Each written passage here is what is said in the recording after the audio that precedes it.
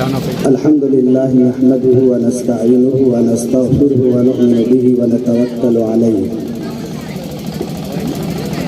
ونعوذ بالله من شرور أنفسنا ومن سيئات أعمالنا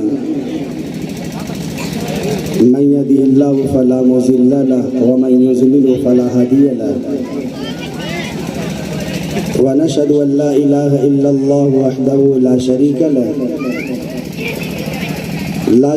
له ولا نظير له ولا مشير له ولا معين له ولا مثل له ولا مثال له ونشهد أن سيدنا وسندنا وحبيبنا وأسوتنا وقدوتنا وقرة عيوننا محمدا صلوات الله وسلامه عليه أما بعد فأعوذ بالله من الشيطان الرجيم بسم الله الرحمن الرحيم وما أرسلناك إلا رحمة للعالمين وقال الله تبارك وتعالى في مقام آخر لقد كان لكم في رسول الله أسوة حسنة وقال النبي صلى الله عليه وسلم يا علي إذا تقاضى إليك رجلان فلا تقض للأول حتى تسمع كلام الآخر سوف تدري كيف تقضي قال علي فما زلت قاضيا بعد أو كما قال رسول الله صلى الله عليه وسلم خراج عقیدت ادا کرنے والوں، خراج عقیدت سے کیا کام ہوگا؟ یہی ہے زبانی محبت کا عالم، تو دین ہدا اور بدنام ہوگا۔ اگر سن سکو تم تو روح محمد، خراج عقیدت کی طالب ہے تم سے، یہی ہے جو قول و عمل کی دو رنگی، بہت درد انگیز انجام ہوگا۔ فقط خوش بیانی کے جوہر دکھا کر کوئی قوم دنیا میں ابھری نہیں ہے، عمل چھوڑ کر صرف باتیں بنا کر کوئی قوم دنیا میں ابھری نہیں ہے۔ یہ سوچو کہ نور ہدایت کا پرچم جناب محمد نے کیسے اڑایا، یہ سوچو کہ گرتوں کو کیسے سنبھالا، یہ سوچو کہ دبتوں کو کیسے اٹھایا، یہ سوچو کہ کیا چیز تھی جس کے بل پر اکیلے خدا کے پیغمبر نے اٹھ کر الٹ دی تھی ایران و روما کی مسند، پلٹ دی تھی صحرا نشینوں کی کایا، وہ جرأت سراپا وہ ہمت مجسم، وہ راتوں کا عابد وہ دن کا سپاہی، وہ جس نے سیاست کی زلفیں سواری، وہ جس نے فقیری میں کی بادشاہی۔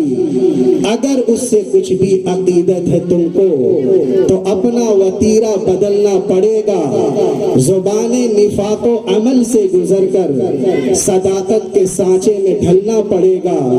خبر دے رہا ہے محمد کا اسوہ کہ آسان نہیں ہے مسلمان ہونا، بہت امتحانات درپیش ہوں گے، بہت سخت راہوں پہ چلنا پڑے گا۔ درود شریف پڑھ لیں، اللہم صلی وسلم وبارک علی نبینا محمد صلی اللہ تعالی علیہ وسلم۔ معزز مکرم حضرات علماء کرام، سامعین اعظام، نوجوان دوستوں اور رشتہ اسلام کی مقدس ماؤں اور بہنوں، آج کا یہ عظیم الشان اجلاس سیرت النبی کے عنوان سے منعقد ہو رہا ہے۔ اللہ کے نبی صلی اللہ تعالی علیہ وسلم کی سیرت کیا ہے؟ آپ کا اسوہ کیا ہے؟ حضرت عائشہ رضی اللہ تعالیٰ عنہ سے سوال کیا گیا تھا کہ امی جان آپ ہمارے نبی علیہ الصلوۃ والسلام کی سیرت بیان کریں۔ حضرت عائشہ رضی اللہ تعالیٰ عنہ نے جواب میں کہا تھا کان خلقہ القرآن، کیا تم قرآن نہیں پڑھتے؟ یہ قرآن سراپا امام الانبیاء حضرت محمد صلی اللہ تعالیٰ علیہ وسلم کی سیرت ہے۔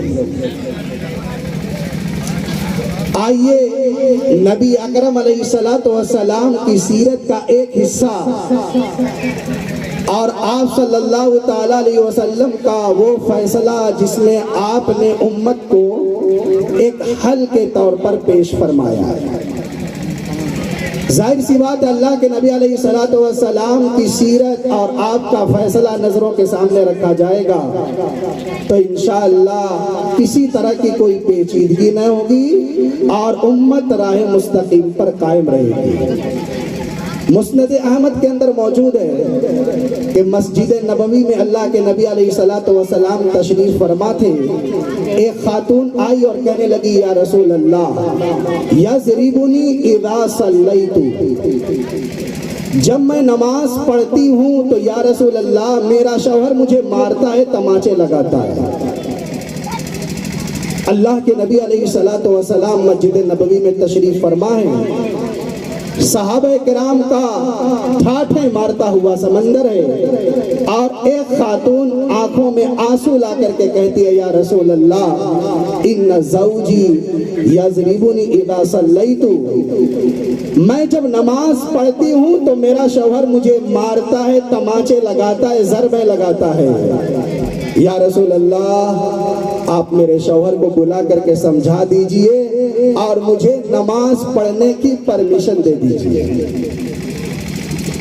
آپ بھی حیران ہوں گے، یہ خیر القرون کا زمانہ ہے، اللہ کے نبی علیہ السلام کی مجلس ہے اور ایک خاتون اپنے شوہر کے بارے میں ایسی شکایت کرتی ہے کہ یا رسول اللہ میرا شوہر مجھے نماز نہیں پڑھنے دیتا، مصلی پہ آ جاتا ہے اور تماچے مار کر کے میری نماز توڑوا دیتا ہے۔ آپ بھی یقیناً حیران ہوں گے کہ کیسی وہ خاتون تھی اور کیسا اس کا شوہر تھا کہ نماز پڑھنے کی اجازت نہیں دی جا رہی۔ نماز نہ پڑھنے پر مارنا تو سمجھ میں آتا ہے، لیکن نماز پڑھنے پر مارنا، نماز سے روکنا، نماز پر مارنا، نماز سے روکنا، یہ سمجھ میں نہیں آتا۔ آئیے قرآن کریم سے ایک سب سے چھوٹا سوال منتخب کرتا ہوں اور اس کا جواب۔ قرآن کریم کی ایک آیت ہے کہ جنتی جب جنت میں چلے جائیں گے اور جہنمی جب جہنم میں چلے جائیں گے تو جنتی سوال کریں گے جہنمیوں سے ما سلککم فی سقر۔ پورے قرآن میں سب سے چھوٹا سوال ما سلککم فی سقر، یہ بتاؤ جہنم میں کیوں آئے؟ کیا تمہیں جہنم اچھی لگ رہی تھی؟ یہ تو بڑی خطرناک ہے۔ کون سا سبب تھا جس کی بنیاد پر آپ کو جہنم کے اندر بھیجا گیا؟ قالو جواب دیں گے لم نک من المصلین، ہم نماز نہیں پڑھا کرتے تھے۔ آج کیا ہوتا ہے شادی بیاہ کے موقع پر؟ آج کیا ہوتا ہے جشن کے موقع پر؟ آج کیا ہوتا ہے خوشی کے مقامات پہ؟ لوگ مسجدوں کو ویران کیے ہوئے بیٹھے ہیں، مسجدیں آنسو بہا رہی ہیں، ہمارے محراب تڑپ رہے ہیں، آنسو بہا رہے ہیں، مسجدیں آہیں بھر رہی ہیں کہ مسلمان کہاں چلا گیا۔ جمعہ کے دن تو پورا اہتمام ہوتا ہے، جامع مسجد بھر جاتی ہے، آخر وہی محلہ ہے، وہی گاؤں ہے، وہی قصبہ ہے، جب عصر کا وقت آتا ہے تو صرف 10 یا 15 یا 20 افراد ہوتے ہیں۔ چھوٹا سا سوال تھا، آپ جہنم میں کیوں پہنچے؟ جواب پلٹ کر کے آتا ہے لم نکو من المصلی۔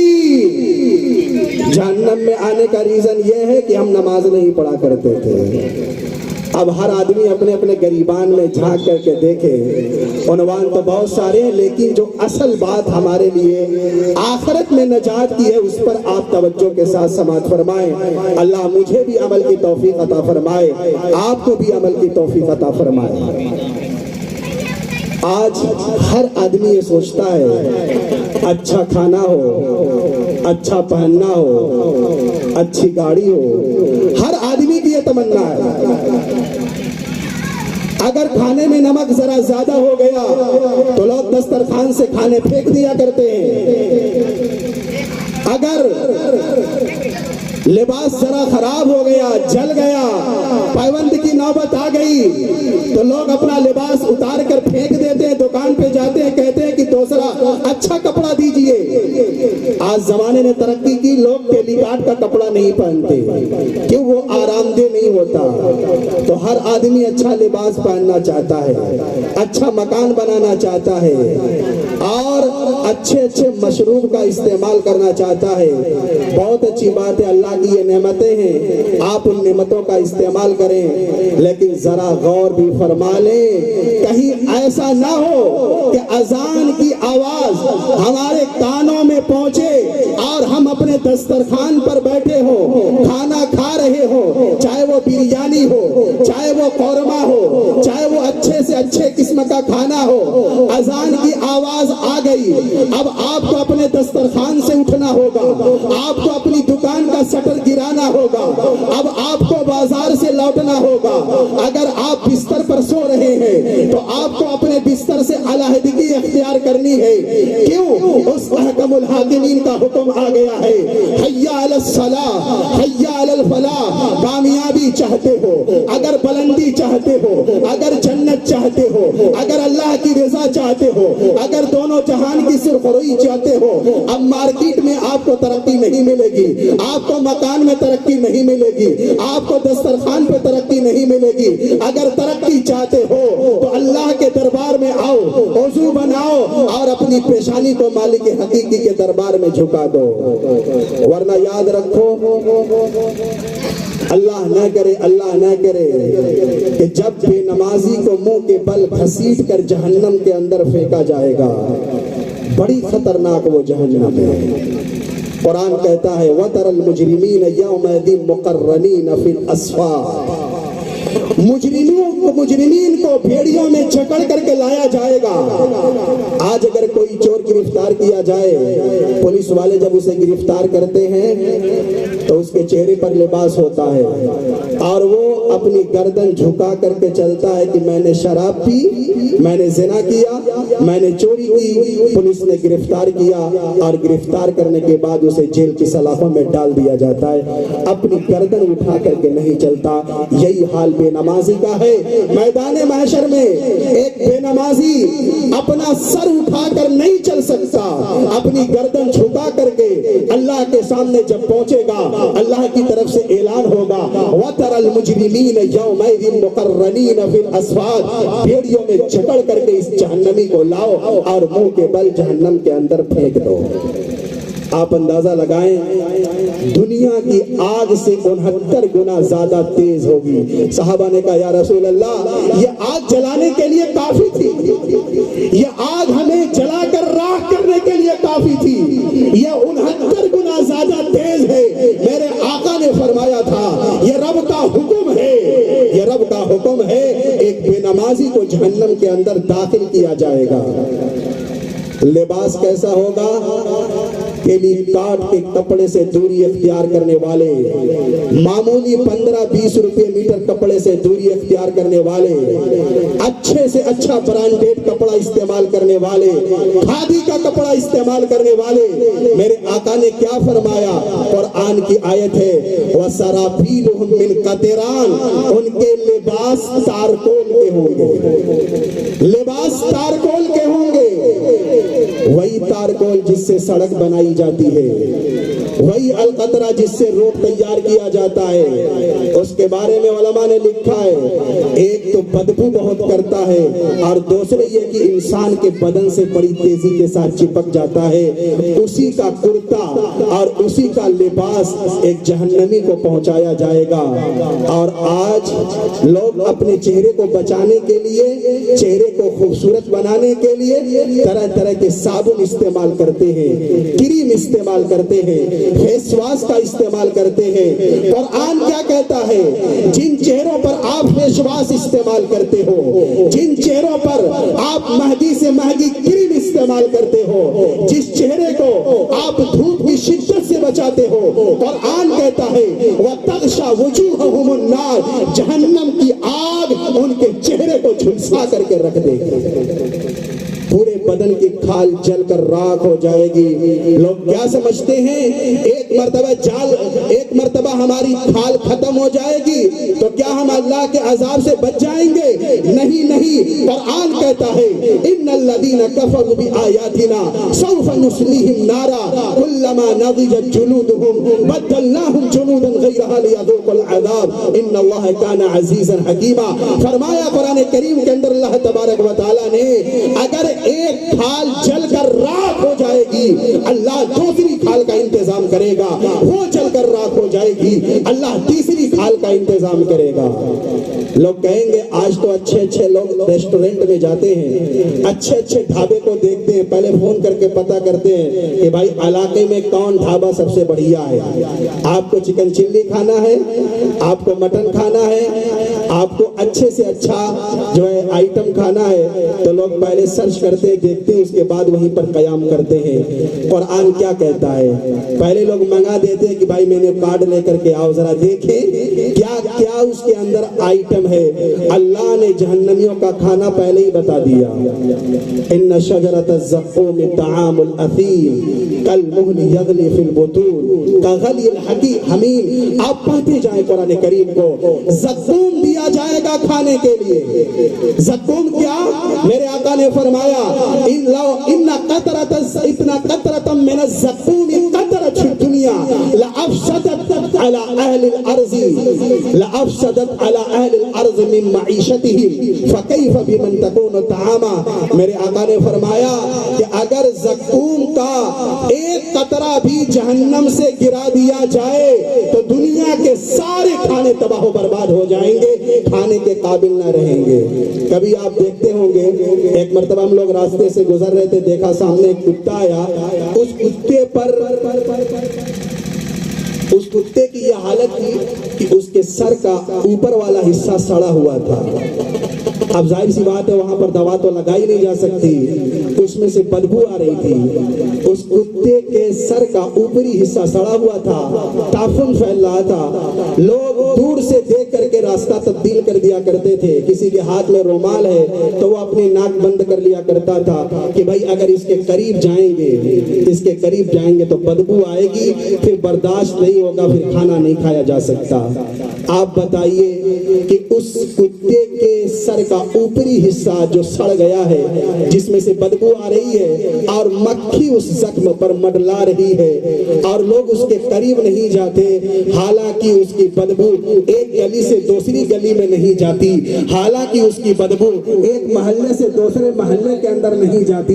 یقین مانو مسلمانوں، اگر وہی اس کے اوپری حصہ کاٹ کر کے دسترخوان پہ سجایا جائے تو ہم میں سے کون آدمی کھانے کے لیے تیار ہوگا؟ یقین مانیے ہم میں سے کوئی آدمی کھانے کے لیے تیار نہیں ہوگا۔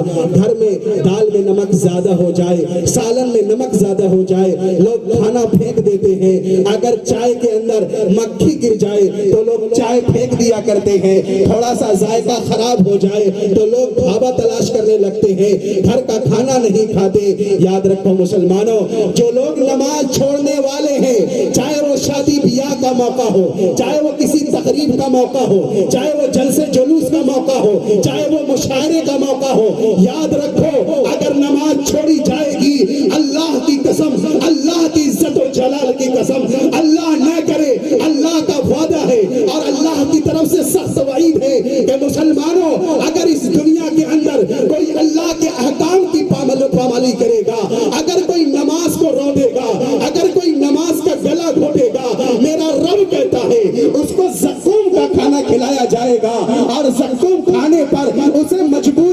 جائے گا. اگر زکوم انکار کرے گا تو اس کے لیے زری پیش کیا جائے گا. وہ زہریلی گھاس ہوگی جو کھائی نہیں جا سکتی, اور ایسا پانی دیا جائے گا جو اس کی ساری اتڑیوں کو کاٹ کر کے باہر کر دے گا.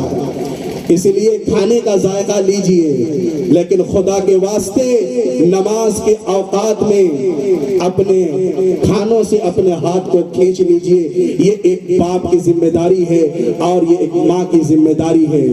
اپنے گھر کو نماز کا پابند بنایا جائے, ورنہ یاد رکھو اتنی خطرناک وہ جہنم ہوگی. آج رات کی تاریکی میں قبرستان جاتے ہوئے ڈر لگتا ہے, کتنی خطرناک وہ جہنم ہوگی. اٹھائیے ترمذی شریف, حضرت ابو ہریرہ فرماتے ہیں اللہ کے نبی صلی اللہ تعالی علیہ وسلم ایک مرتبہ تشریف فرما تھے, صحابہ بھی تشریف فرما تھے. اس سامع وجبتن, اچانک دھماکے کی آواز آئی, اچانک شور سنائی دیا, ہنگامہ ہوا. میرے آقا نے کہا صحابہ یہ بتاؤ کیسا ہنگامہ ہے اور یہ کیسی آواز آ رہی ہے؟ صحابہ کہنے لگے یا رسول اللہ آپ بتائیں, اللہ آپ کا بتائے, ہمیں تو اس کے بارے میں معلوم نہیں ہے. اب ظاہر سی بات ہے مجھوڑا کے مسلمانوں کو کیا پتا کہ بم کسے کہتے ہیں.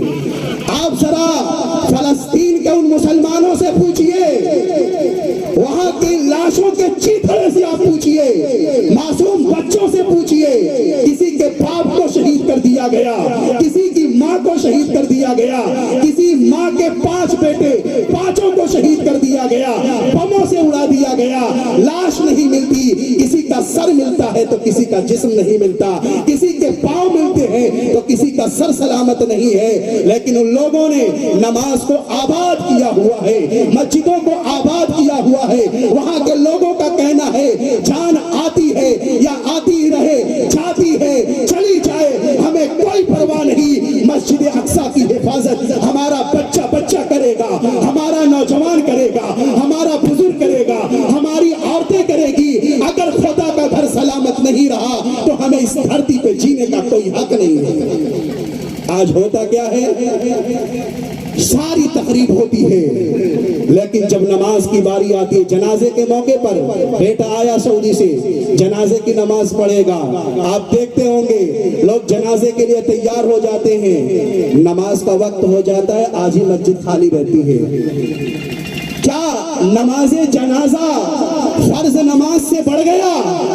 اسٹیج پر علماء کرام بیٹھے ہیں, مستند اور معتبر علماء کرام بیٹھے ہیں, آپ ان سے پوچھئے گا نماز جنازہ فرض کفایہ ہے, اگر گاؤں کے کچھ لوگوں نے ادا کر دیا تو سب کی طرف سے کافی ہو جائے گا, لیکن نماز فرض نماز کسی کی طرف سے کفایت نہیں کرے گی. باپ کی نماز باپ کو پڑھنی ہے, بیٹے کی نماز بیٹے کو پڑھنی ہے, دادا کی نماز دادا کو پڑھنی ہے, کوئی کسی کی طرف سے کفایت نہیں کر سکتا. اس لیے میں اس موقع پر خصوصیت کے ساتھ عرض کرنا چاہتا ہوں, آپ حضرات نماز کا اہتمام کریں, کہیں ایسا نہ ہو کہ جہنم کے اندر ہمیں پھینک دیا جائے. یہ طے ہے اللہ نے جہنم بھی بنا رکھی ہے, اور یہ طے ہے کہ اللہ تعالیٰ نے جنت بھی بنا رکھی ہے. خیر میں عرض یہ کر رہا تھا کہ وہ خاتون آئی اور آ کر کے کہنے لگے یا رسول اللہ نماز پڑھنے نہیں دیتے, نماز پڑھنے کی اجازت دے دی جائے, بڑی اچھی نماز ہے. اللہ کے نبی علیہ السلام نے کیا فرمایا تھا, جعلت قرۃ عینی فی الصلاۃ, میری آنکھوں کی ٹھنڈک موبائل میں نہیں, میری آنکھوں کی ٹھنڈک تجارت میں نہیں, میری آنکھوں کی ٹھنڈک بڑی بڑی بلڈنگوں کے اندر نہیں ہے, دنیا کی رنگینیوں کے اندر نہیں ہے. آج سے 1400 سال پہلے میرے آقا نے فرما دیا تھا میری آنکھوں کی ٹھنڈک نماز کے اندر ہے. اس لیے خاص طور سے نوجوانوں سے عرض کروں گا کہ موبائل سے اپنے آپ کو دور رکھیں, بقدر ضرورت موبائل کا استعمال کریں. ان واٹس ایپ اور فیس بک کے اندر اپنے آپ کو مبتلا کرنا اور رات میں اس وقت تک نہ سونا جب تک کہ ہم فلمیں نہ دیکھ لیں, اور ہماری مائیں بہنیں جب تک سیریل نہیں دیکھ لیتی تب تک ان کو نیند نہیں آتی. یاد رکھو اگر ہمارا کردار یہ رہا تو ہماری نسلوں کے اندر آوارہ لڑکے پیدا ہوں گے, اللہ اور اس کے رسول کے باغی تیار ہوں گے.